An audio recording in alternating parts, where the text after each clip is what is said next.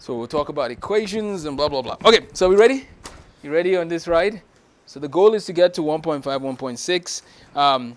So in this video, we're going to cover everything relating to the topic of equations, how to solve equations, what are the prerequisites for solving equations. I have some of the examples here that I'll use. This is from our math course, Inspirational Mathematics 2, Algebra 1, and Algebra 2. So in order to solve equations, so today's topic is solving equations. We're going to do everything relating to solving equations. Every math topic, in a sense, has prerequisites. So what are the prerequisites to solving equations? Well, you need to know how to work with integers. You need to know how to work with order of operations. You need to know how to work with, distributive property. And you need to know, ideally, you should have mastered fractions at this point. And so I'm not going to go into detail on that. That's in our Inspirational Mathematics 1 course. But here's a couple of things to keep in mind. When you divide a number, or actually let's start with multiplying negative numbers. When you multiply them together, you get a positive. When you multiply a negative and a positive, you get a negative. When you multiply a positive and a negative, you get a negative. And then, of course, a positive times a positive is a positive. These rules are going to govern the work that we do. So let's just finish some of our prerequisites right here. So those are the rules for integers. When you're multiplying or dividing negative numbers, this is how it works. That's what you get. Okay. The other thing to keep in mind is when you have something, when you have a number, it has its opposite, right? Or if we say what is 2 plus negative 2, we know that's 0. Right? So there's something called the properties of real numbers, which are covered in our book, Tools for Master Mathematics, which you guys can access on our website, or you can email me if you want a copy. And when you go to Tools for Master Mathematics, there's a section where we focus on this on page 27, the additive identity, the inverse property, and all of that. That's very important for people to know in order to do equations well. So I would argue that properties of real numbers is one of the topics you need. And I'll explain why this is important. So when you do math, think about it like you're building a house. So right now we're going to work on equations. But in order to do equations, you need to have a solid base in pre-algebra, right?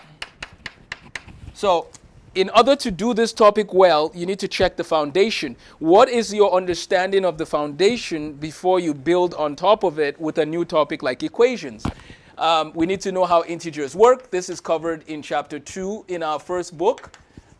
So again, I'm not going to go into detail today on that, but it's in chapter 2 of Inspirational Mathematics 1, which is our pre-algebra course. You need to understand order of operations, which is also covered in chapter 1 of our pre-algebra course. You need to know the distributive property, which we can talk about a little bit now. And then you need to know the properties of real numbers, which are on page 27 of our Tools for Mastering Mathematics book. We're hoping to make this book into a video series. It's a book that goes over all the fundamental pieces to being good at mathematics. Okay, so assuming that you have the prerequisites ready and you're ready to do equations, the first thing with equations, again, is one-step equations. Y plus 5 is equal to 10. We subtract 5 from both sides, right? Because whatever you do to the left, you have to do to the right. Why are we doing it on the left side? Because we're trying to get rid of 5, right? So y is equal to 5, right? So that's number one. Is if you're solving one-step equations, you use the opposite operation of the thing you're trying to get rid of. So if this was 5y is equal to 25, you divide both sides by 5. And the reason why you're doing that is because you're trying to get rid of 5 on the left side, but if you divide by 5 on the left side, you have to divide by 5 on the right side, so y is equal to 5 as well here. So one-step equations again, and if we understand the properties of real numbers, right? See, this is where math is such that you have to understand the foundation before you build. And that's why some kids struggle with algebra, is because we haven't given them a solid base in pre-algebra. And even within pre-algebra, you need a solid base in multiplication, a solid base in prime factorization, right? The most important topic probably in all of a lot of pre-algebra is prime factorization, because it helps you know how to find the lowest common denominator, which helps you to add fractions. Okay, back to our topic here. One-step equations, you add or you subtract or you multiply or divide depending on what the relationship between the variable is and the thing, right? So like the variable here and this number, what's their relationship? Addition. So we subtracted 5 from both sides.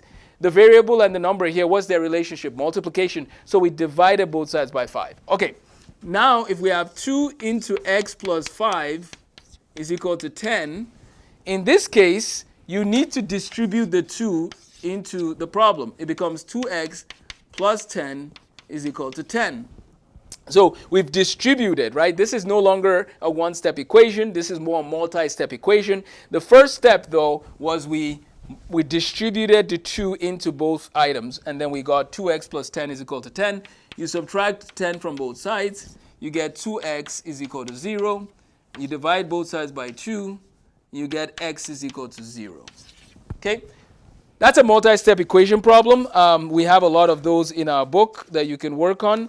Multi-step equations, again, very important. Let's turn our attention to one more multi-step equation, and then we'll go from there. So, and actually for this multi-step equation, I'm going to use one with a fraction, just to give us something a little more interesting. So, you have 3 over 2, let's see, into 7 over 3, n plus 1 is equal to 3 over 2.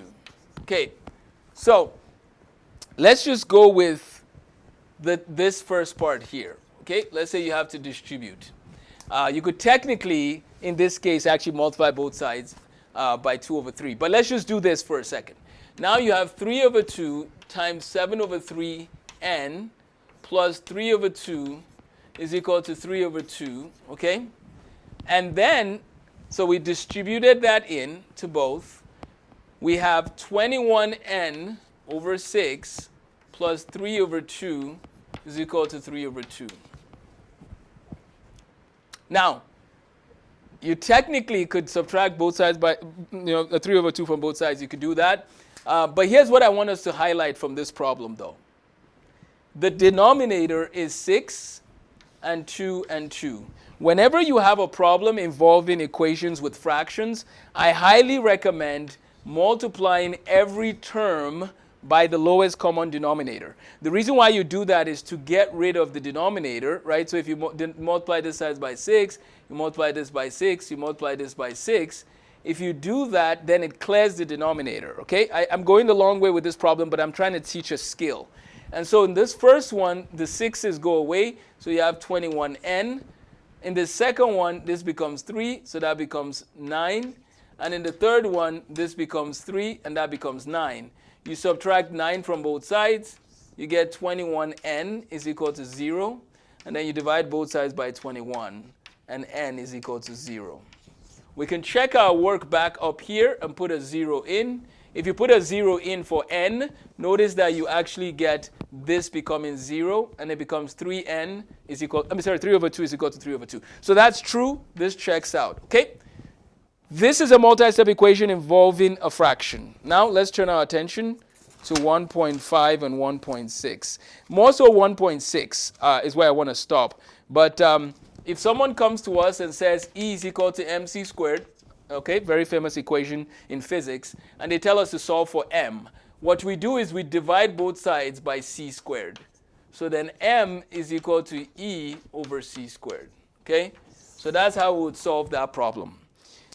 We solve equations with letters the same way we would solve equations with numbers. We use the same principles. You divide both sides by the thing you're trying to get rid of, or you add the thing that you don't need, and so on and so forth. So then lastly, we have this problem, which is if the absolute value of x is equal to 8, then the absolute value of x is equal to 8, and then we basically do x is equal to 8, or x is equal to negative 8, right?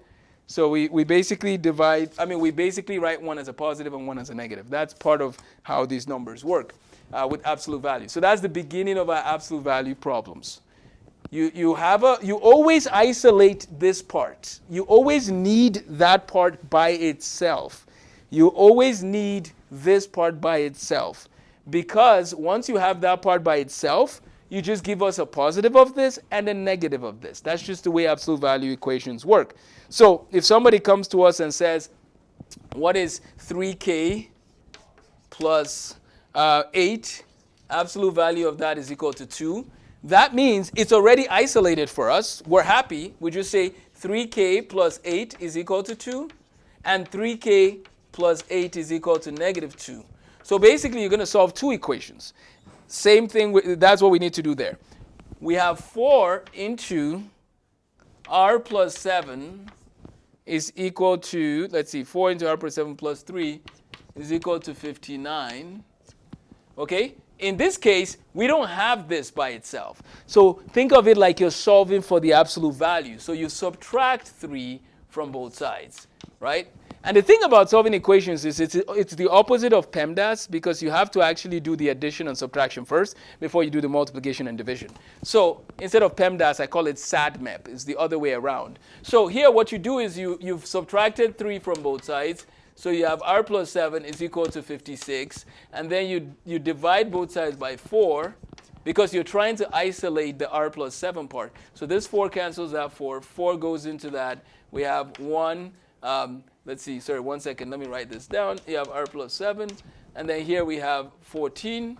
Okay, so 4 has gone into 56 14 times. R plus 7. Now we split it into two problems. R plus 7 is 14. R plus 7 is equal to minus 14. R is equal to 7 in this case, because you subtract 7 from both sides. And in this case, you subtract 7 from both sides as well. And R is equal to negative 21. This is absolute value equations. You have to make sure that you split it in two, and then you can solve the problem. We'll discuss more later. Thanks for going through all of the equations details. We'll be back soon.